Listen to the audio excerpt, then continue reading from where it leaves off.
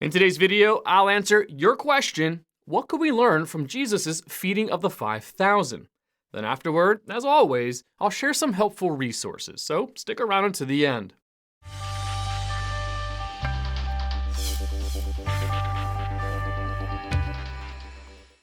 Of all of Jesus' many miracles, only the resurrection and the feeding of the 5,000 are recorded in all four Gospels.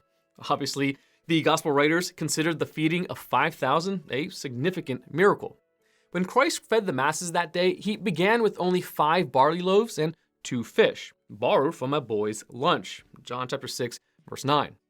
To feed 5,000 people with 5 loaves and 2 fish is indeed miraculous, but the Greek term used in Matthew chapter 14, verse 21 specifies males, and Matthew further emphasizes the point by adding besides women and children. Many Bible scholars believe the actual number fed that day could have been 15 to 20,000 people. Jesus' disciples had wanted to send the people away because evening was approaching and they were in a remote place. They knew the people needed to reach surrounding villages soon to buy food, find lodging, etc. Or they would likely go hungry. Mark chapter 6, verse 36. But Christ had a better idea. You give them something to eat. Matthew chapter 14, verse 16. At this point, the disciples should have recalled the many miracles they had seen Jesus do. Perhaps some of them did. But Andrew asked, "What are 5 loaves and 2 fish for so many?" John chapter 6, verse 9. And Philip exclaimed, "It would take more than half a year's wages to buy enough bread for each one to have a bite." Verse 7. Jesus called for the bread and fish to be brought to him. Matthew chapter 14, verse 18. He then gave thanks for the meal, broke the bread, and gave it to his disciples to give to the crowd. Amazingly, the entire multitude was fed with that small meal. Jesus provided as much as they wanted, John chapter 6, verse 11, and they all ate and were satisfied, Matthew chapter 14, verse 20. Christ did not just meet the need, he lavished them with so much food that there were 12 baskets full of broken pieces and of the fish left over. Mark chapter 6, verse 43. God will shatter the pint-sized expectations of what his followers can do if they would learn to bring him what they have already been given. Little is much when God is in it. When Christians are willing to offer their lives sacrificially, relinquishing their hold on whatever God has given them in terms of time, money, talents, etc., God will use these ordinary things to create extraordinary things. Christians must never believe their resources are too little to serve God. God delights in taking a humble, seemingly insignificant person and using him or her for his glory. See 1 Corinthians chapter 1, verse 27. Philip's mind immediately ran to the cost of the project. He quickly calculated how many man-hours of work it would take to feed all those people. He saw the task as impossible because he approached it as if everything depended on his own work. Jesus' approach was different.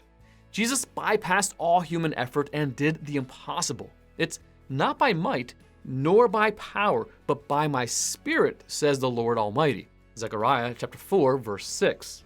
It is noteworthy that Jesus fed the people through the agency of his disciples. He could have simply snapped his fingers and caused everyone present to have a meal, but he didn't.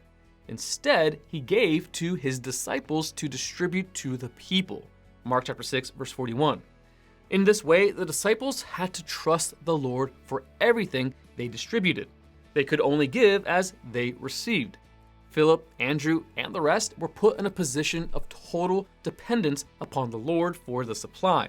God still uses people the same way today.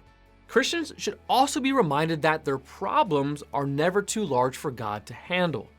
Surely, Andrew was wondering, what good are we going to do with only 5 loaves and 2 fish? Of course, theoretically, believers know God can easily multiply whatever he wants to feed as many people as he wants. He is God.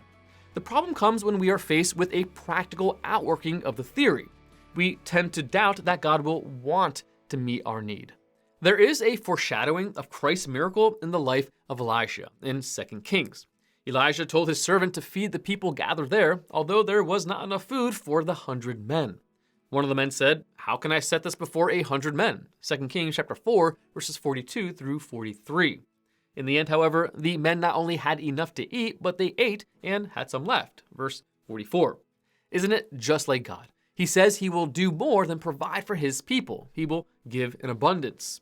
Christians must bring their lives to God in a spirit of obedience and sacrifice, no matter how insignificant they may think their gifts or talents are. When doing so, expect God to do far beyond what can be imagined.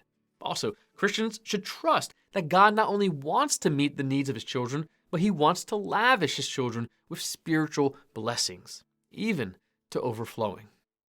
Want to learn more? Subscribe so you don't miss the next video. Visit gotquestions.org for more great content and go to the details section below this video. There you'll find one book I recommend along with several links related to questions. If you'd like to learn about Bible Munch or if you're interested in bite-sized devotionals, subscribe to Bible Munch on YouTube. It's linked right here. Now remember, got questions? The Bible has answers. We'll help you find them.